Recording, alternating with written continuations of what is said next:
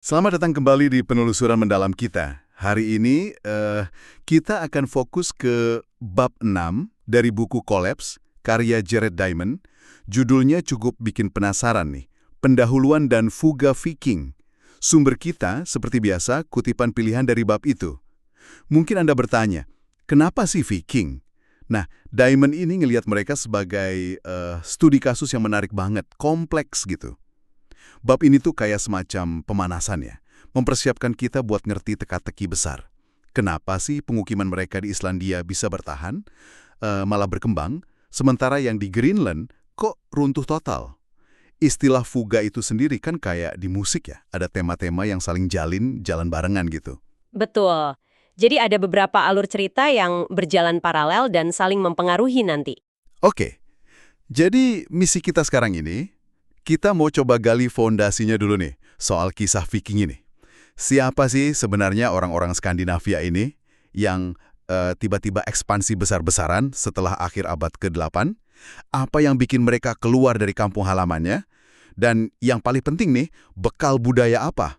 Teknologi, kepercayaan, ya struktur sosial gitu, yang mereka bawa. Yang nantinya katanya bakal sangat menentukan nasib mereka di Tanah Baru. Oke, siap ya?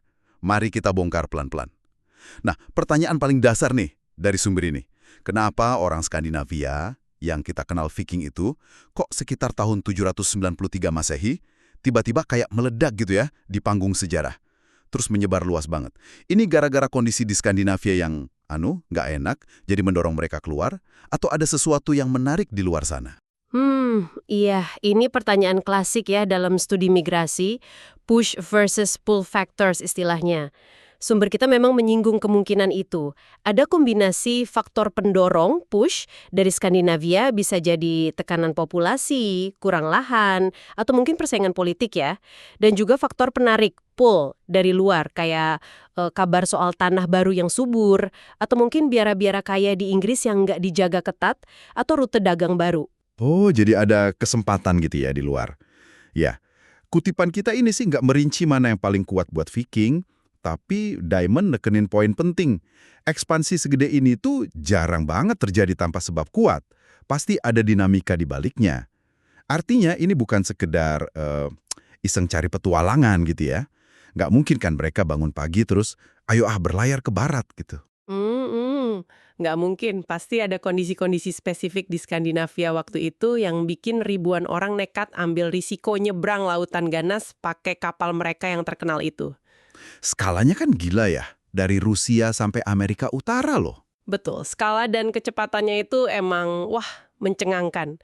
Nah, ini nyambung ke poin penting berikutnya yang disorot di bab ini. Pas mereka sampai di tempat baru kayak Islandia atau Greenland, mereka itu nggak datang dengan pikiran kosong gitu. Mereka bawa yang Diamond sebut modal budaya. Modal budaya. Kedengerannya kayak bawa koper tak terlihat gitu ya. Isinya kebiasaan, pengetahuan, keyakinan. Apa aja sih isi koper Viking ini menurut sumber kita? Dan gimana relevansinya buat nasib mereka nanti? Iya, persis kayak gitu. Koper ini isinya ya semua yang membentuk masyarakat Skandinavia waktu itu. Pengetahuan mereka soal pertanian, ternak sapi, domba, babi gitu. Terus teknologi kapal sama navigasi mereka yang canggih banget itu. Sistem sosial mereka yang hierarkis, ada kepala suku atau chieftain, hukum adat, bahasa, dan tentu aja awalnya kepercayaan pagan mereka. Nah, semua ini mereka bawa dan coba terapkan di lingkungan baru. Jadi kayak mau nanam tanaman Skandinavia di tanah Arktik gitu ya. Ada yang bisa tumbuh, ada yang enggak. Hahaha, iya analoginya bisa gitu. Bisa kasih contoh spesifik nggak dari modal budaya ini yang perlu kita ingat? Oke, contohnya ya, metode pertanian mereka. Di Skandinavia, mereka biasa kombinasi nanam biji-bijian sama ternak. Pas mereka ke Islandia, walau dingin, tapi kan masih ada musim tanamnya. Padang rumputnya juga luas. Jadi modal itu masih jalan lah, walau perlu disesuaikan dikit. Oke. Lebih dingin, ekstrim banget. Nanam biji-bijian hampir mustahil, padang rumput juga terbatas banget. Nah, ketergantungan mereka sama sapi perah misalnya, yang penting banget di budaya Skandinavia, itu jadi beban berat di Greenland. Karena butuh rumput kering banyak banget buat stok musim dingin yang panjang. Wah, iya kebayang. Sapinya butuh makan banyak pas musim dingin ya. Betul. Nah, ini contoh gimana modal budaya itu bisa jadi nggak cocok sama lingkungan barunya. Itu mulai jelas tuh kenapa nasib pemukiman bisa beda-beda. Jadi bekal mereka ini bisa jadi kekuatan, tapi juga kelemahan. Tergantung tempatnya ya. Oke, selain pertanian, ada satu teknologi kunci nih yang disorot banget di kutipan ini. Ketergantungan mereka sama besi. Ini nih yang menurut saya menarik banget. Iya, besi ini tulang punggungnya peradaban Viking lah bisa dibilang. Mereka butuh buat macem-macem. Mata bajak, kapak buat nebang kayu dan bangun rumah, paku buat kapal canggih mereka. Sampai pedang sama baju zirah juga buat perang. Tapi ya itu, seperti kata sumbernya, bikin besi di zaman itu tuh nggak gampang. Mereka nggak nambang biji besi dari gunung kayak kita sekarang. Loh, terus dapat besinya dari mana dong? Sumber utamanya itu namanya besi rawa atau bog iron. Itu endapan biji besi tapi kualitasnya rendah gitu, yang kebentuk alami di rawa-rawa atau lahan basah. Ngumpulinnya aja udah repot. Tapi tantangan terbesarnya itu ngolahnya. Buat misahin besi dari biji kualitas rendah ini, butuh suhu yang tinggi banget, panas banget. Jauh lebih panas dari api unggun biasa. Dan buat dapat suhu sepanas itu nggak bisa cuma bakar kayu biasa kan? Nah, disitulah arang masuk ya, kalau saya nggak salah baca. Persis, mereka butuh arang kayu, charcoal, yang dibikinnya pakai proses khusus kurang oksigen, biar nanti pas dibakar lagi panasnya jauh lebih kuat. Nah, disinilah masalah utamanya. Bikin arang itu boros kayu banget. Borosnya seberapa emang? Sumber ini nyebut angka yang lumayan bikin kaget. Butuh kira-kira 4 pon kayu cuma buat ngasilin 1 pon arang. Hah, 4:1? Itu boros banget ya. Berarti tiap mereka bikin kapak baru, atau benerin kapal, atau bikin paku aja, itu nebang kayu banyak banget. Cuma buat bikin arangnya dulu. Iya, betul banget. Baru setelah itu arangnya dibakar buat leburin besinya. Wah, Jadi kebutuhan kayu yang gede banget ini buat bahan bakar bikin arang, buat bangun rumah, benerin kapal, ngangetin rumah, ini jadi salah satu benang merah penting di cerita Viking ini. Ini ketergantungan teknologi yang sebenarnya udah bawa potensi masalah lingkungan dari sananya. Apalagi pas mereka pindah ke pulau-pulau Atlantik Utara kayak Islandia dan Greenland yang hutannya nggak selebat di Skandinavia daratan. jadi kekuatan teknologi besi mereka itu, ironisnya malah jadi kayak titik lemah gitu ya. Gara-gara butuh kayu banyak banget. Kayak tumit Achilles gitu. Bisa dibilang gitu, kekuatan yang sekaligus membawa kerentanan tersembunyi. Apakah sumber ini ngasih petunjuk gitu? Bangsa Viking ini sadar nggak sih sama keterbatasan sumber daya kayu ini? Atau dampak lingkungannya? Atau ya mereka jalan terus aja karena emang udah caranya begitu? Kutipan yang kita pegang ini nggak secara langsung ngebahas soal kesadaran lingkungan Viking ya dalam konteks ini. Tapi secara umum di bukunya, Damon sering nekenin gimana masyarakat zaman dulu tuh seringnya nggak sadar dampak jangka panjang tindakan mereka. Atau mungkin sadar tapi kejebak sama pola kebiasaan yang susah diubah, apalagi kalau udah nyangkut teknologi inti atau praktik budaya yang mendarah daging. Oke, masuk akal sih. Nah, ketergantungan sama besi dan arang ini contoh pas banget dari modal budaya teknologi yang mereka bawa itu. Oke, jadi kita udah punya nih faktor pendorong ekspansi, terus modal budaya isinya pertanian, sosial, sama teknologi besi yang haus kayu ini. Apalagi elemen kunci dari bekal Viking yang perlu kita pegang buat bab-bab berikutnya. Sumber ini nyebut juga soal perubahan besar di identitas mereka. Nah, ya ini nggak kalah pentingnya. Pergeseran identitas agama dan budaya mereka. Sekitar tahun 1000 Masehi lah, hampir seluruh dunia Norse termasuk koloni-koloni di Atlantik Utara itu resmi masuk Kristen. Dan ini bukan sekedar ganti dewa ya, ini transformasi budaya yang dalam banget. Gimana dampaknya menurut Diamond di kutipan ini? Kekristenan ini bawa perubahan gede. Pertama, dia nuntut eksklusivitas. Jadi nyembah dewa-dewa pagan yang lama itu dianggap dosa, harus ditinggalin total. Kedua, dia bawa sepaket budaya Eropa abad pertengahan, seni Kristen, arsitektur gereja, bahkan di tempat terpencil kayak Greenland, mereka bangun gereja batu yang megah loh, ada katedralnya juga. Terus sistem tulisan Latin dan gagasan bahwa mereka itu bagian dari Kristendom, dunia Kristen Eropa. Uskup-uskup yang ditugasin ke Greenland atau Islandia juga biasanya dari Norwegia atau Eropa daratan. Ini makin nguatin ikatan budaya dan politik ke Eropa. Oh, jadi meskipun tinggal di pulau top terpencil di tengah Atlantik gitu ya, mereka ngelihat diri mereka dan pengen dilihat orang lain juga sebagai bagian dari Eropa, sebagai orang Kristen Eropa.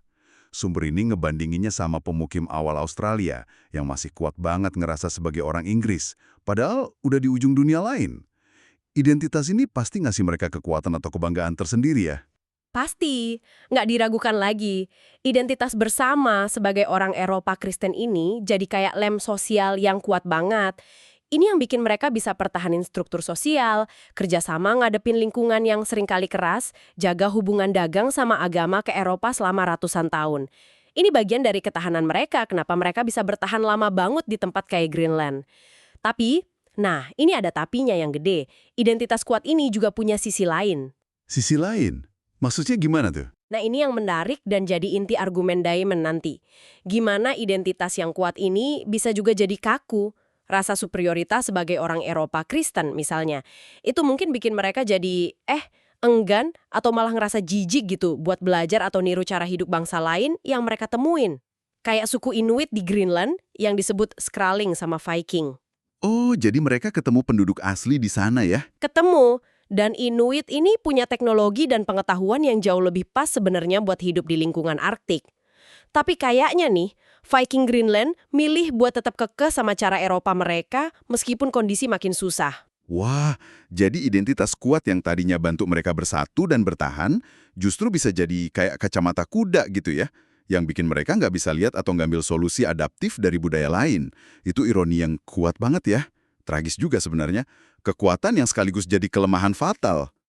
Itulah salah satu tema utama yang disiapin sama bab pendahuluan ini. Identitas Eropa Kristen mereka, sama kayak teknologi besi atau cara bertani mereka, itu bagian dari modal budaya yang punya dua sisi. Bisa jadi aset gede di satu situasi, tapi bisa jadi beban atau penghalang di situasi lain. Apalagi pas lingkungan atau kondisinya berubah drastis. Ini inti dari Fuga yang dimaksud Diamond, gimana tema-tema ini, lingkungan, budaya, teknologi, identitas, saling terkait dan nentuin hasil akhirnya. Oke. Coba kita rangkum dikit ya apa yang udah kita gali dari bab 6 ini. Bab ini benar-benar jadi fondasi penting banget. Kita jadi lihat kalau Viking itu bukan sekedar perompak barbar kayak di film-film. Mereka itu masyarakat agraris Skandinavia yang kompleks, yang ekspansi gede-gedean karena macam-macam alasan. Ya push dan pull tadi. Mereka bawa koper budaya yang isinya spesifik. Cara bertani tertentu, struktur sosial hierarkis, teknologi besi yang penting tapi boros kayu, terus kemudian identitas Kristen Eropa yang kuat tapi ada potensi jadi kaku. Dan penting banget nih buat ditekenin, ini bukan cuma detail sejarah biasa loh. Elemen-elemen ini ketergantungan sama kayu buat besi, keengganan belajar dari Inuit karena identitas, susahnya nerapin pertanian Skandinavia di Arktik, ini faktor-faktor aktif yang menurut argumen Diamond selanjutnya bakal secara langsung ngebentuk nasib pemukiman mereka di Islandia dan Greenland. Sukses atau gagalnya mereka itu bukan soal hoki doang atau gara-gara lingkungannya aja. Jadi interaksi ya? Iya, hasil dari interaksi kompleks antara modal budaya yang mereka bawa itu sama tantangan dan peluang di lingkungan baru mereka. Ini benar-benar nasib perspektif yang kaya ya, bukan cuma cerita petualangan, tapi analisis mendalam gimana sebuah masyarakat itu berinteraksi sama dunianya. Dan ini relevan juga buat Anda renungkan, seberapa sering sih modal budaya kita sendiri, asumsi kita, teknologi andalan kita, cara kita lihat dunia, itu ngebentuk cara kita ngerespon tantangan baru. Kadang ngebantu, kadang mungkin malah ngehalangin. Betul sekali, itu refleksi yang bagus. Nah, ini bawa kita ke pemikiran penutup nih, buat Anda bawa pulang dari penelusuran kita hari ini. Terinspirasi dari diskusi soal identitas dan kekakuan Viking tadi. Seberapa sering sih dalam hidup kita sekarang, ya individu atau kelompok gitu, identitas kita yang kuat atau cara kita biasa ngelakuin sesuatu yang udah mapan, entah di kerjaan, di komunitas, atau ketergantungan sama teknologi tertentu, itu ngasih kita kekuatan dan kekompakan. Tapi di saat yang sama, justru malah jadi penghalang terbesar kita buat lihat atau ngambil solusi baru pas dunia di sekitar kita berubah banget. Sesuatu untuk Anda pikirkan lebih lanjut.